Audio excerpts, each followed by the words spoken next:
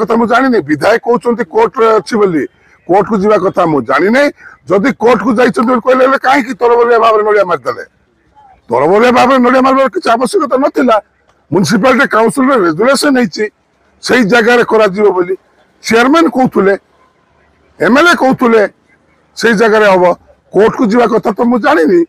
तेणु जदि कोर्ट को जाऊे से जगहटा जदि गोटे डिस्प्यूटेड लैंड ताले से जगह बिजू बाबू को प्रतिमूर्ति को लेकिन कौन खेल खेला देखु मो ना बाला राय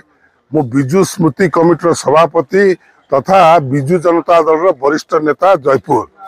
आपन जो कथा मत पचारे मुझे गत काली देखुली मीडिया रे जे स्थानीय विधायक जो तारा प्रसाद बाहिनीपति जो मीडिया रे गोटे स्टेटमेंट देइचंती जे बिजू बाबूंकर स्टेचू को लेकिन ये बिजू बाबू स्टेचू गत बहुत वर्ष 3 वर्ष है सरकार स्टेचू को पठे जयपुर पौर परिषद से पड़ी आज सुधा से स्टेचू को कौटी लगा स्थिर कर पारना किंतु किछि दिन तले दशहरा बेलू माननीय विधायक एवं पौर परिषद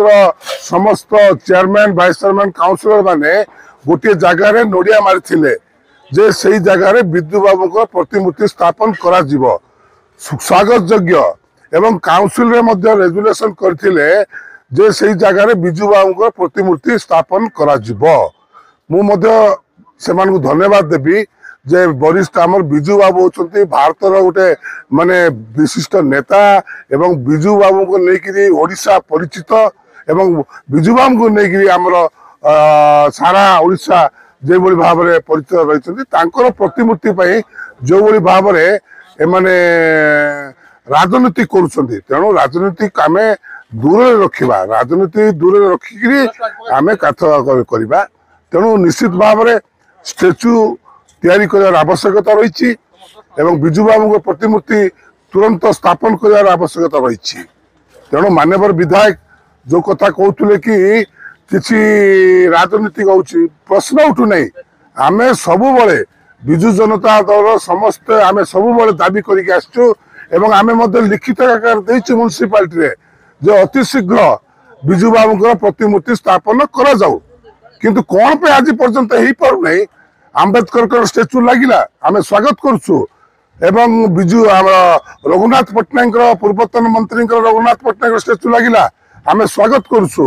किंतु बिजू बाबू को स्टेचू को कहीं माने लगौना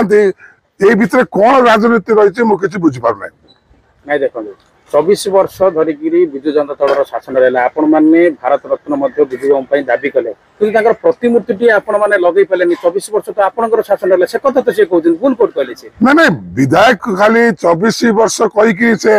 ये राजनीति कर किसी आवश्यक ना विधायक गला 10 वर्ष से विधायक रही जयपुर निर्वाचन मंडल रे ये जयपुर निर्वाचन मंडल कि भाव में सुंदर हे ए जयपुर निर्वाचन मंडल कि भाव में समस्त महापुरुष मानक स्टेचू लगे एवं जयपुर निर्वाचन मंडल कि भाव में जयपुर म्युनिसिपालिटी रे भल पार्क टे भल बसस्टाण्ड एवं भल सेटा विधायक कर्तव्य रही आम राजनीति को जीवा ना 24 वर्ष कौन होती आम कहूँ आपण मैंने जनसाधारण कहे 24 वर्ष बिजू बाबू नवीन पट्टनायक सरकार कौन होती तेणु से राजनीति को आम जीवा ना बिजू पट्टनायक स्टेचू कि लगे आमर मोर पूरा समर्थन रही घटना जो रही नड़िया भांगा पर बिजू बाबू प्रतिमूर्ति लगे परंतु मामला कोर्ट को पड़ेगा आम बिजू बाबू लोकंर प्रतिमूर्ति लगे आम गर्वित हम ना कोर्ट नहीं कोर्ट को जावा कथा तो मुझे जानी कोर्ट को जावा कथा मुझे जानी विधायक कहते कोर्ट अच्छी बोली कोर्ट को जावा कथा मुझे जानी जदि कोर्ट को जाइए कहले कहीं तरबरिया भाव में नड़िया मारिदेले तरबरिया भाव में नड़िया मार किसी आवश्यकता नाला म्युनिसिपालिटी काउंसिल रेजुलेशन से जगार करा बोली चेयरमैन कहते एमएलए कहते से जगह हम कोर्ट को जावा कथा तो मुझे जानी तेणु जदि कोर्ट को जाऊे से जगहटा जदि गोटे डिस्प्यूटेड लैंड ताले से जगह बिजू बाबू को प्रतिमूर्ति को लेकिन कौन खेल खेला खेल कर ठीक नहीं विकल्प जगह कथा तो बहुत जगह अच्छी आम तो आगुरी कही जो कि ଜୟପୁରରେ ବିଭିନ୍ନ ଛକ ଯାକ ରହିଛି, ବିଭିନ୍ନ ଛକ ରହିଛି। ସେଇ ଛକରେ ମଧ୍ୟ ଯଦି ଲଗା ହେଇଥାନ୍ତା, 4 ବର୍ଷ ହେଲା ଷ୍ଟାଚ୍ୟୁ ଆସିକି ପଡିଛି। ରାଜ୍ୟ ସରକାର ଏ ଷ୍ଟାଚ୍ୟୁ ପଠେଇଥିଲେ ସାଂସ୍କୃତିକ ବିଭାଗ ତରଫରୁ। କଟପାଡରେ ଲାଗିଗଲା, କୋରାପୁଟରେ ଲାଗିଗଲା,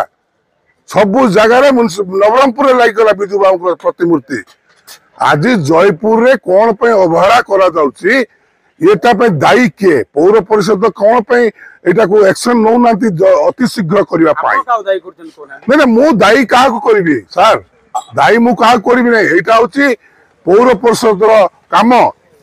ପୂର୍ବତନ ମନ୍ତ୍ରୀ ଆମର ଯିଏକି ରଘୁନାଥ ପଟ୍ଟନାୟକର ଷ୍ଟାଚ୍ୟୁ ଅତି ଶୀଘ୍ର ଲାଗିଗଲା, ଆମେ ସ୍ୱାଗତ କରୁଛୁ। ଆମ୍ବେଦକରଙ୍କର ଷ୍ଟାଚ୍ୟୁ ଲାଗିଗଲା ଅତି ଶୀଘ୍ର, ଆମେ ସ୍ୱାଗତ କରୁଛୁ।